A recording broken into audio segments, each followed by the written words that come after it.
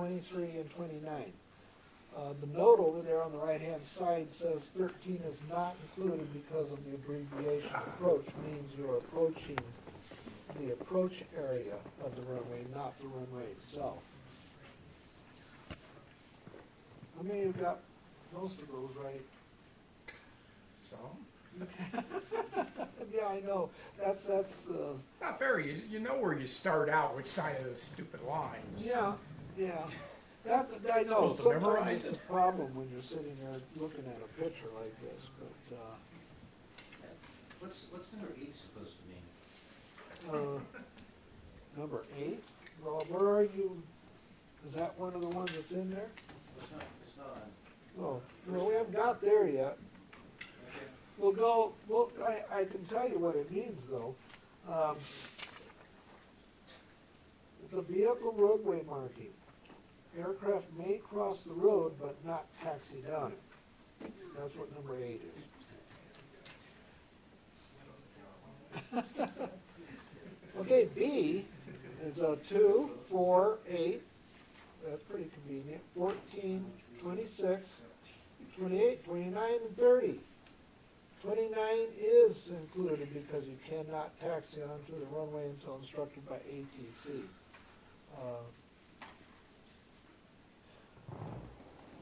C, indicates you do and may need.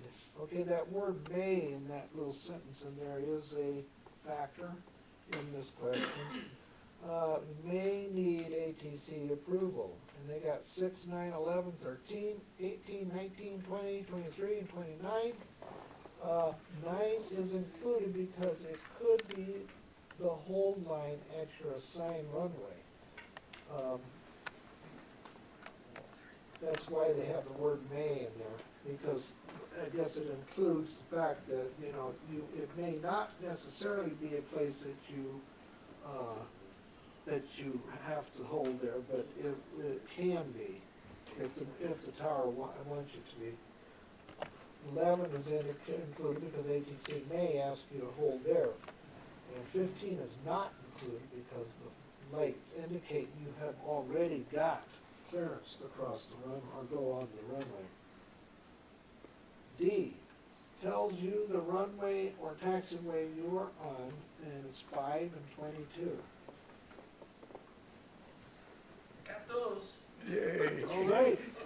Right, you know, I got that too. That was one of the first things I had. Let's see, E, sign giving you directions on a runway, taxiway, or an airport destination. You got 7, 10, 17, 18, and 21. They say here 18 is included because in addition to being a runway hold line, it tells you which direction each of the 4 runways go. Anybody need to see this? I'm going to move the next page. You want me to just move on because it looks, yeah. You don't want anybody to see the paper, right? Is that what it is? Don't worry. I think even the most, experienced person. F indicates you are about to enter an area that could cause interference with the ILS signal. We got that one right. 6 and 20. 6 and 20? Yep.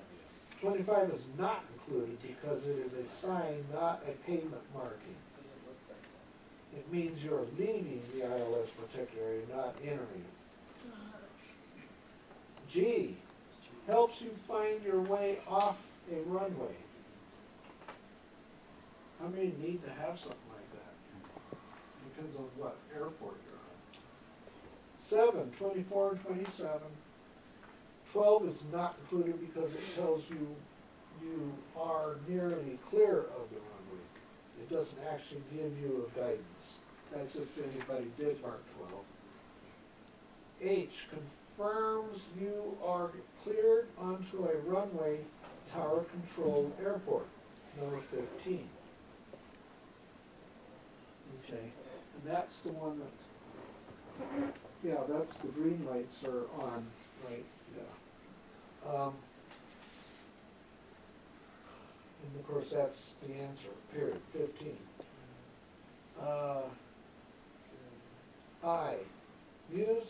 you are about to cross a runway approach or departure pass.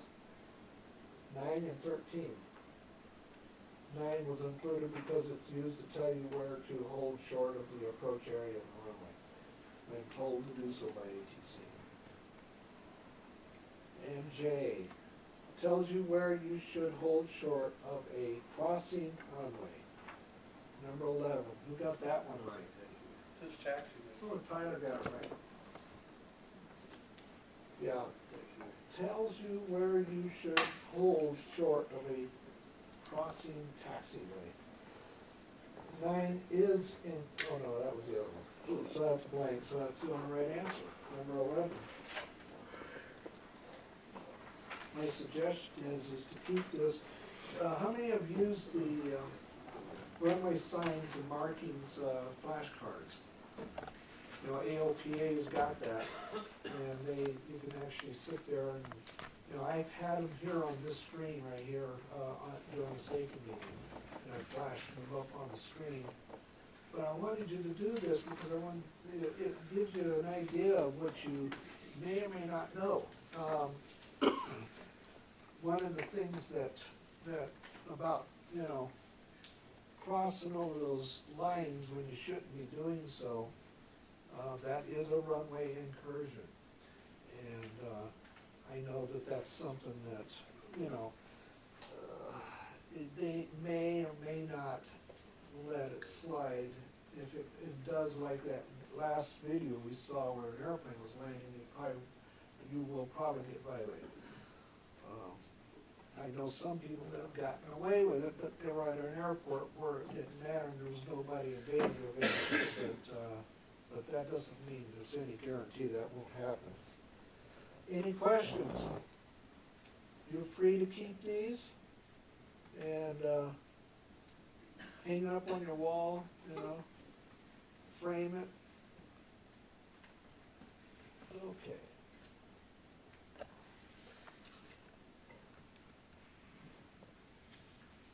I had an airplane that told me he was familiar with the airport, and I gave him specific instructions, and this particular aircraft thought he knew what he was doing, and I paid attention, and I could see the cluster on that as you just go out there and you just say, stop. And he says, well, I'm here on where I'm supposed to be, and I said, well, you know, you're not. The most common mistake I would say with a GA aircraft with runway incursions is that if they don't know or they're unfamiliar or they think they know, they won't stop and ask you and say, is this where I'm supposed to go or is this what I'm supposed to do? They will just do it and hope. I just want to let you know this is they're thinking. John's students' looks every time John goes up with a student. You look, see how some, obviously they're not agreeing with something here. Yeah, that looks Is that familiar, right, yeah. John? They're all looking at John and go, but that's not what you told me to do. Okay. They just will commonly keep taxiing, not knowing where they're going. Pilots think that we are the big bad wolf, and we are a service-oriented job, and we are here for you to get to where you need to be. And if you don't know, you need to ask, say, I'm unfamiliar, or if you read back the taxi instructions and then you get to a point and you're not sure, should I have made this slight left, this slight, then just stop. It's the best thing to do, just stop and ask the question.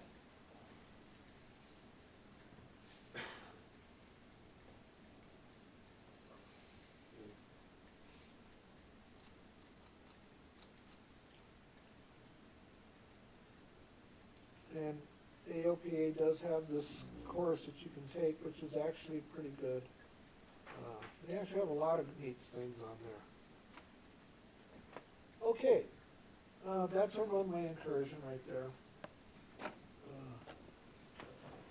Okay, why don't you come on, if you have something that you want to give to us, we're at the end of the meeting. Okay, well, some of you may already know that Part 107 came out and that there are now remote pilot operators doing commercial operations, flying small unmanned aircraft up to 400 feet. We're implementing new procedures to support those guys, allow them to fly within the Class C service area. So read your NOTAMs, make sure you understand what's going on in the airspace because you're going to have those guys flying about 200 feet or below.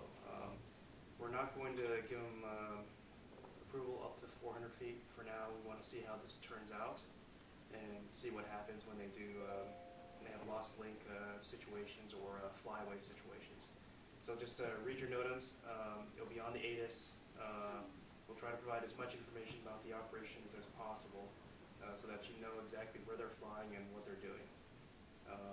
So right now I have I have a public operator that's going to fly in the airspace and a commercial operator that's going to fly in the airspace for the next 6 months. And that should start growing as more folks get their remote pilot certificates and start flying their little DJI Phantoms or whatever they got. So other than that, appreciate the patience with folks that fly on holidays from March because we're only open for the alert mission. So we don't really allow any pattern work, just one in, one out, and that's the standing policy, okay? And that's only because of the firefighting and rescue capability of the base. Everybody's really just postured for the alert mission. We're slimmed down to the minimum amount of people to support that mission. So if you have a mishap on the runway, it task saturates our controllers and airfield management personnel and the firefighters to go and save your life and recover the aircraft. And that's the reason why we have that policy. So appreciate the patience with that. Just ask that when you do fly on a holiday or when we're closed, please just take off and go to wherever you need to go to practice your pattern work and other syllabus instruction. Okay, thank And, you. If you guys got any questions, just come see me. Okay, go ahead. Are you going to specify a certain day and an hour for these drones, or it's Yes, just whenever they that's feel fine. like it? As much information as we can provide. So I'll give you a lat and long if I can, a radius, an altitude, maybe a type aircraft if I have it, and the times if I have it. It's not for the Reapers, they're for the really small, the 55-pound and smaller new aircraft. Do they still have to fill out a COA? For commercial operations under Part 107, no. The public operators have to. Recreational and hobbyists, they have no standards at all. So that you can still have an unmanned, small unmanned aircraft flying in the airspace, and their only requirement is to notify ATC, and that's it. We can't even tell them no.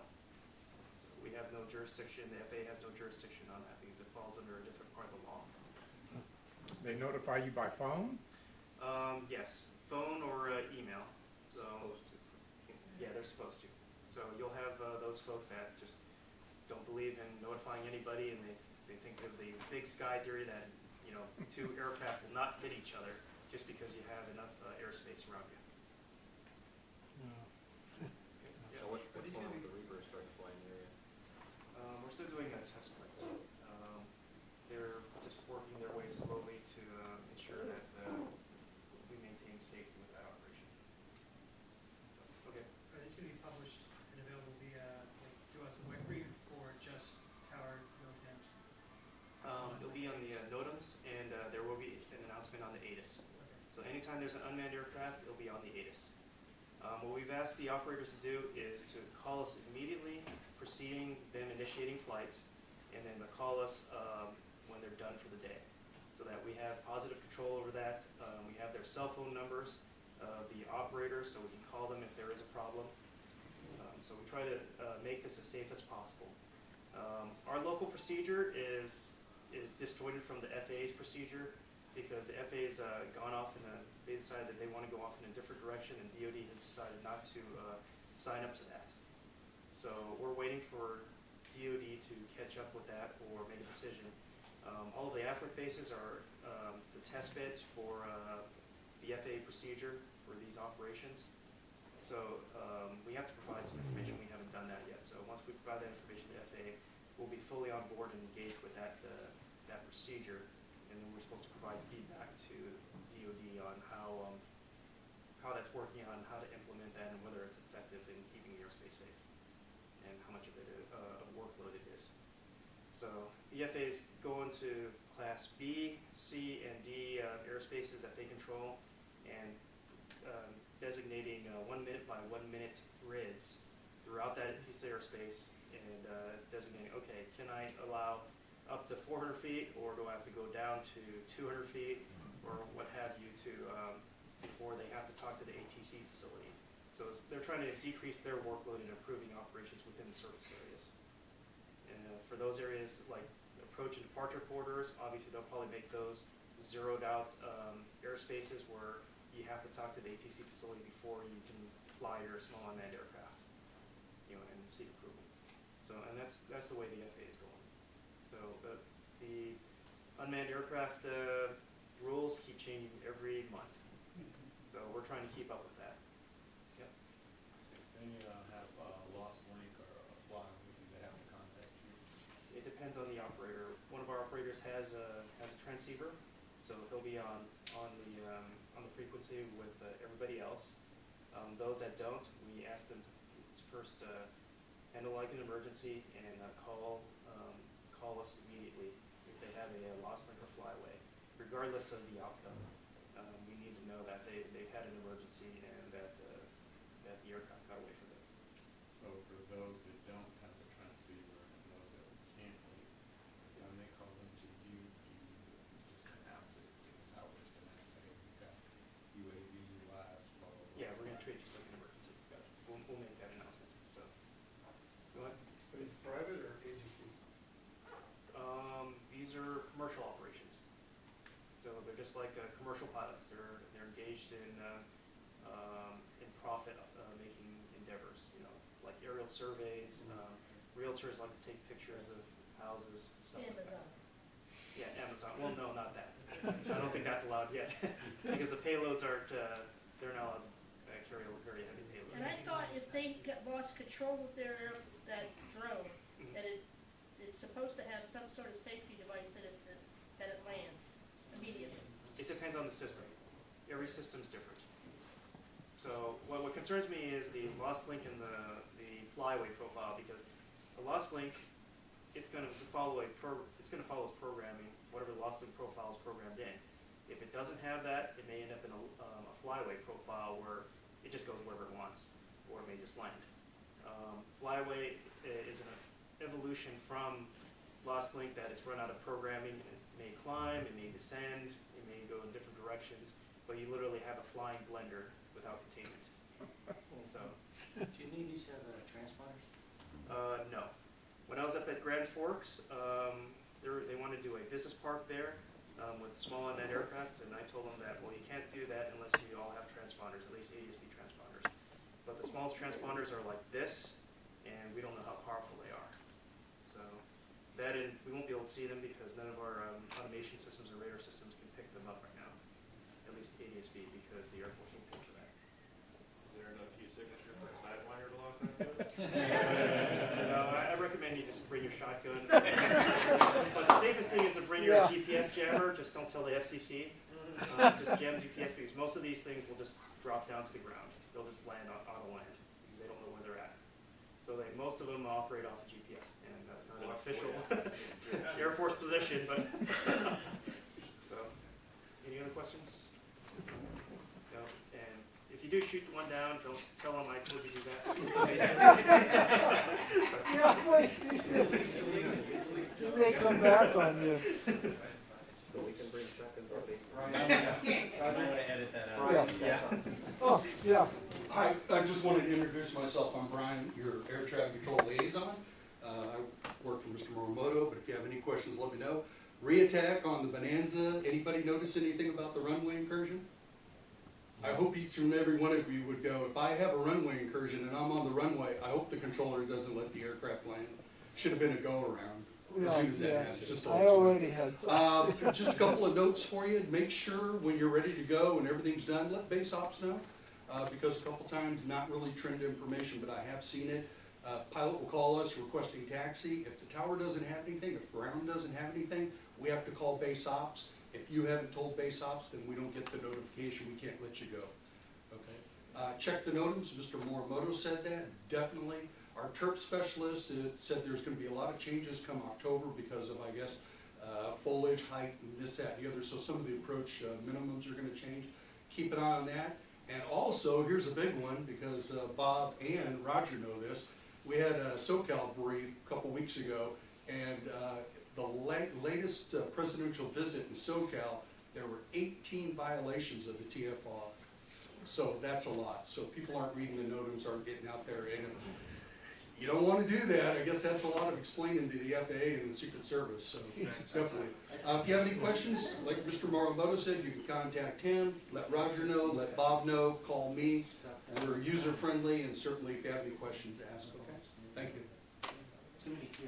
And I highly suggest, if anybody hasn't done so, to go to one of these ADSB seminars that they have. I went to one last week, me and the wing safety officer, and that's what Rich Martindale, who's normally in our meetings, that's what he's teaching tonight down in Fullerton.